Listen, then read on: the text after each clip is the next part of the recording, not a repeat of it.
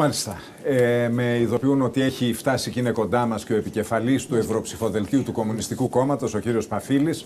Καλώς ορίσατε, κύριε Παφίλη. Καλησπέρα σας. Και καλή επιτυχία στα απόψινά αποτελέσματα. Τώρα, θέλω να πω ότι είμαστε πολύ κοντά στην ώρα ανακοίνωσης του Exit Poll. Έχουν μείνει 6 λεπτά για την ανακοίνωσή του. Θέλω να ρωτήσω τον κύριο Παναγιωτόπουλο με τι θα συγκρίνετε εσείς στο κόμμα σας τα αποτελέσματα. Θα τα συγκρίνετε με τα αποτελέσματα των εθνικών εκλογών, θα τα συγκρίνετε με τα αποτελέσματα των προηγούμενων ευρωεκλογών, θα κάνετε τη σύγκριση με τους απόλυτους αριθμούς των ψήφων των τελευταίων εκλογικών αναμετρήσεων για να δείτε τι έχει γίνει. Κύριε Τζιγολάου, ξέρετε, είναι πολλά τα επίπεδα συγκρίσεων. Και βεβαίως και το αποτέλεσμα των τελευταίων ευρωεκλογών είναι και αυτό ένα επίπεδο συγκρίσεως. Αλλά δεν είμαι της λογικής ότι πρέπει να νοθεύσουμε το καθαρό μήνυμα της κάλπης με τέτοιου είδους επικοινωνιακά παιχνίδια. Το όποιο μήνυμα πρέπει να το πάρουμε καθαρά.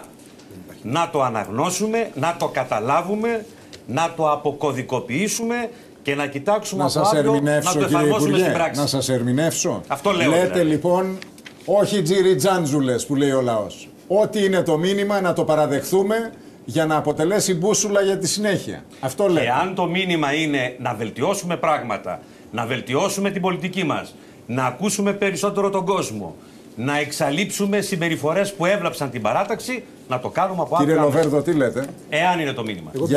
Για την εποχή και για τη σύγκριση και πώς πρέπει να την κάνουμε σε λίγο. Εγώ πιστεύω ότι ο λαός όταν ψηφίζει δεν στέλνει μηνύματα, αλλά παίρνει αποφάσεις. 22 βουλευτές που θα στείλει στην Ευρωβουλή, αποφάσεις που σχετίζονται με την οικονομική πολιτική της κυβέρνησης. Ένα λεπτό, εσείς χαρακτηρίσατε δημοψήφισμα την εκλογική αναμέτρηση. Ακριβώς. Τώρα λέτε ότι δεν στέλνει μηνύματα. Επί δημοψηφίσματος αποφαίνεται, αποφασίζει. Αυτό ακριβώς λέω. Εμείς κάναμε τις ευρωεκλογές δημοψήφισμα. Ήταν μια πρωτοβουλία του Γιώργου Παπανδρέου, η οποία φαίνεται να δικαιώνεται. Ο κόσμος απεφάσισε ότι δεν συμφωνεί με τη Νέα Δημοκρατία. Ότι η οικονομική της πολιτική στις 8 του μηνός δεν μπορεί να είναι αυτή που μας είχαν προειδοποιήσει ο ίδιος ο Πρωθυπουργός από το debate. Όταν είπε δεν θα επιβάλλω φόρους εκτός και αν επιβάλλω.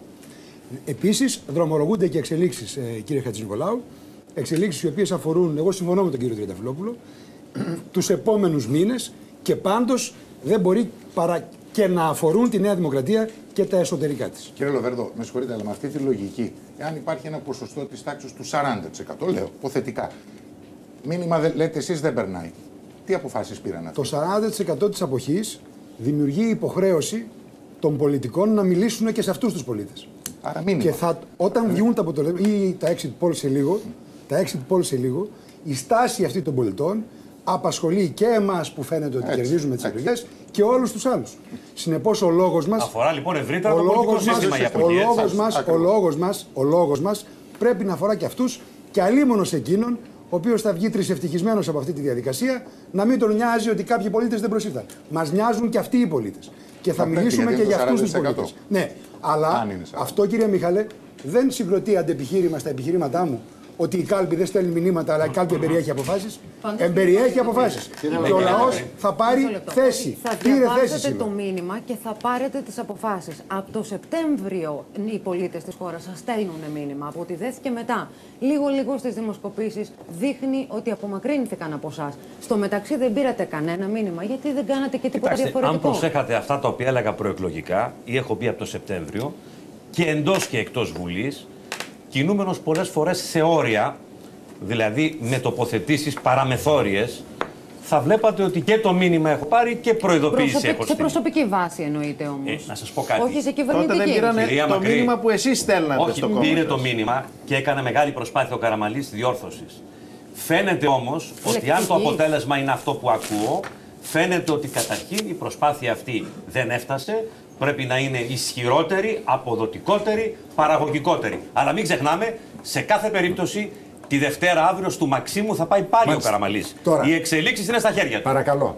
Καλησπερίζω και τον κύριο Τρεμόπουλο, τον επικεφαλής του Ευρωψηφοδελτίου των Οικολόγων. Καλώς ορίσατε, κύριε Τρεμόπουλε. Καλά. Είμαστε ένα λεπτό πριν από την ανακοίνωση του Exit Poll. Θέλω να δούμε την κάρτα, κύριε Παναγόπουλε, για να ξέρουν οι τηλεθεατές μας με ποιον τρόπο θα παρακολουθήσουν το αποτέλεσμα. Θα δούμε λοιπόν στην κάρτα αυτή σε λίγο να σχηματίζονται, να αναγράφονται τα ποσοστά, τα όρια των ποσοστών για κάθε κόμμα, σύμφωνα με τα όρια του στατιστικού σφάλματος, από έως δηλαδή, και εγώ θα προσθέσω και τη μέση τιμή για να έχουμε μια εικόνα, όπως έχει προκύψει με την επεξεργασία, όπως σας είπα, του 80% του δείγματος του exit poll, διότι η επεξεργασία συνεχίζεται, το exit poll θα τελειώσει σε 1 λεπτό περίπου, άρα θα επανέλθουμε σε λίγο. Θα επανέλθουμε με νεότερη εκτίμηση, με το 100%. Με το τελικό. Ναι, με το 100%. Το οποίο θα το έχουμε σε πόση περίπου ώρα, μπορείτε να υπολογίσετε? 20-25 λεπτά. Γύρω στις 7 και 20. Επομένως θα πάμε τώρα σε μια πρώτη εκτίμηση. Νομίζω είμαστε σχεδόν έτοιμοι για να ξεκινήσουμε. Θέλουμε περίπου 30 δευτερόλεπτα. Δεν θέλουμε τίποτα. Θα τα διανύσουμε μαζί. Λοιπόν, πάμε να ξεκινήσουμε. Νομίζω η ώρα είναι ακριβώς 7, με ειδοποιούν από το κοντρόλ. Σε 30 δεύτερα. Όχι.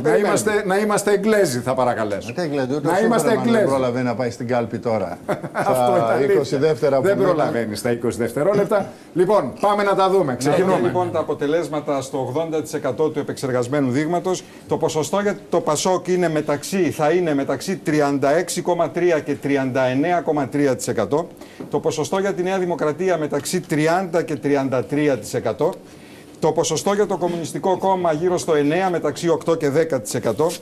Υπάρχει ένα πολύ ενδιαφέρον ντέρμπι, επιτρέψτε μου να πω, όχι μόνο για τα ποσοστά, αλλά και για την έδρα τη δεύτερη. Για την τέταρτη θέση. Για την τέταρτη θέση που θα δώσει και 2 έδρες σε όποιον θα δώσει και δεύτερη εκλογική ανάμεσα έδρα. Στο Λαϊκό Ορθόδοξο Συναγερμό, που εκτιμούμε ότι θα κινηθεί μεταξύ 4,7 και 6,3, και στο ΣΥΡΙΖΑ που εκτιμούμε, ο Λαϊκός Ορθόδοξος Συναγερμός μεταξύ 4,9 και 6,5.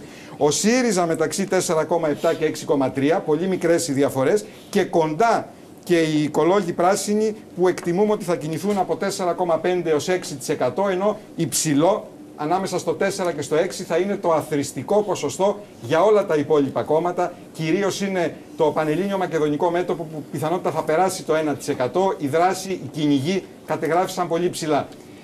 Ξαναλέω, 36,3 με 39,3 για το Πασόκ. 30 έως 33% για τη Νέα Δημοκρατία. Μέση τιμή της διαφοράς 6, κάτι ποσοστιαίες μονάδες. Υψηλό άθροισμα για αυτό που έχουμε συνηθίσει να λέμε δικομματισμό. Γύρω στο 70 και κάτι. Τώρα εδώ ένα λεπτό, 70 και κάτι. Για ευρωεκλογές. Επί πόσον είναι το θέμα? Δεν το ξέρω, κύριε Χατζηνικολάου. Για μένα αυτό είναι ένα κρίσιμο θέμα. Το να δούμε και τον απόλυτο αριθμό ψήφων που συγκέντρωσαν τα δύο κόμματα στη συνέχεια. Θα ήμουν ευτυχής και εσείς φαντάζομαι. Μέχρι τις 6 ώρα, σύμφωνα με τις πληροφορίες που έχουμε εμείς. Δεν σας ακούμε καθόλου. Δεν έχετε μικρόφωνο? Ανοίξτε το μικρόφωνο παρακαλώ. Ναι. Μέχρι τις 6 ώρα, σύμφωνα με τις πληροφορίες που έχουμε από τους δικούς μας ερευνητές που βρίσκονται στα εκλογικά τμήματα, η συμμετοχή στην ψηφοφορία είναι περίπου 55%. Οπότε θα περιμένουμε μια αποχή της τάξης του 42 με 43%. 42-43% είναι νορμάλ αυτή η αποχή? Πάνω από 40%. Για την Ελλάδα είναι νορμάλ. Ένα λεπτό σας παρακαλώ να δούμε τους πρώτους πανηγυρισμούς. Με τα exit poll ξεκίνησαν πανηγυρισμοί στο εκλογικό κέντρο του Πασόκ στην οδό Κλαθμόνος. Πάμε να συνδεθούμε λοιπόν, έχουμε συνδεθεί. Λάμπρο Καλαρίτη, μας ακούς? Σας ακούω. Το κλίμα στην πλατεία Κλαθμόνος δεν έχει καμία σχέση με την ονομασία της πλατείας. Μετά από πολλά χρόνια υπάρχει πανηγυρισμός. Περίμεναν ένα θετικό αποτέλεσμα. Μετά από αλλεπάλληλες εκλογικές αναμετρήσεις έχουν έρθει πάρα πολλοί οπαδοί του Πασόκ εδώ. Κάποια στιγμή, όταν θα υπάρχει ένα ικανό ποσοστό αποτελεσμάτων, θα έρθει και ο πρόεδρος του Πασόκ εδώ μαζί με κορυφαία στελέχη. Και από εκεί και πέρα, όπως καταλαβαίνετε, έχει ξεκινήσει ήδη η συζήτηση από ορισμένα κομματικά στελέχη που ήρθαν εδώ και μιλάνε με τον κόσμο για την επόμενη μέρα. Για το πώς θα διαχειριστεί το Πασόκ τα νέα δεδομένα και πώς θα αυξήσει την πίεση στην κυβέρνηση για να μην χαλαρώσει, να διατηρήσει την δυναμική και να πιέσει για εθνικές εκλογές. Λάμπρο, ευχαριστούμε πολύ. Ναι, κύριε Παναγόπουλο. Και να ξαναδούμε την κάρτα άλλη μια φορά. Και παρακαλώ τους συναδέλφους στο κοντρόλ να ετοιμάσουν κάρτες, να δούμε και όλα τα exit poll όλων των τηλεοπτικών σταθμών για να έχουμε μια πλήρη εικόνα. Να πω λοιπόν, κύριε Χατζηνικολάου, ότι εάν οι εκτιμήσεις αυτές επιβεβαιωθούν, καταρχήν θα είναι η πρώτη φορά που έχουμε κόμμα που βρίσκεται στην αντιπολίτευση να επικρατεί στις ευρωεκλογές με τόσο μεγάλη διαφορά. Το μέχρι τώρα μεγαλύτερο ήταν επί κυβερνήσεως Πασόκ, όταν η Νέα Δημοκρατία είχε κερδίσει με 3,1%. Δεύτερον, να πω ότι αν πάντα επιβεβαιωθούν οι εκτιμήσεις μας, τα ποσοστά του ΠΑΣΟΚ θα κινηθούν ασφαλώς σημαντικά υψηλότερα από τα ποσοστά των προηγούμενων ευρωεκλογών, έτσι, του 2004. Τα ποσοστά της Νέας Δημοκρατίας θα κινηθούν πολύ χαμηλότερα από ό,τι εκεί. Να πω επίσης ένα-δύο χαρακτηριστικά σημεία μέχρι να ετοιμαστούν οι κάρτες για να δούμε πώς προκύπτει αυτή η εκτίμηση. 1 στους 4 ψηφοφόρους της Νέας Δημοκρατίας που έφτασε στην κάλπη ψήφισε κάτι διαφορετικό και όχι Νέα Δημοκρατία.